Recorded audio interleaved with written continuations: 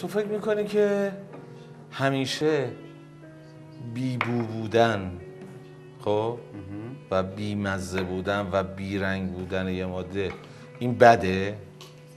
آخه نداریم چیزی که بدون بو باشه و بدون مزه و بدون رنگ؟ و بالاخره شما میگیم بی‌رنگه یعنی آبه. همینه می‌خواستم بگم. آبه. به نظر تو اگه آب مزه داشت یا بو داشت میتونستی اینقدر بخوری تا تشنگیت رفع بشه؟ یا احتمالاً یه جا مزه و بوش دلتو میزد؟ ببینید بستگی به موقعیت جغرافیایی داره. من سربازی کردم مسعود از اون حرفا زدی جغرافیا کجا؟ زابل ببخشید به همین راحتی آب شما هست.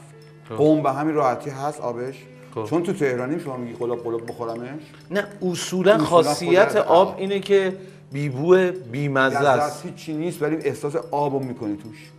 فقط نه ببین بی‌بویی و بی‌مزگیش دو تا از عواملی هست که باعث میشه تو انقدر بخوری تا تشنگیت رفع بشه. من نمیتونم اینو انقدر بخورم. من فقط احساس آب بودن رو میکنم. نه مزه‌ای نداره. بوش ممکنه در واقع پس بزنه. درست. یا مزه‌اش.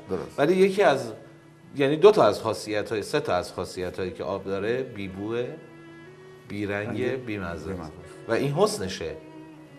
پس همیشه بی‌بو بودن من احساس میکنم که چیز نیست، یعنی این در واقع ضعف یک چیزی نیستش.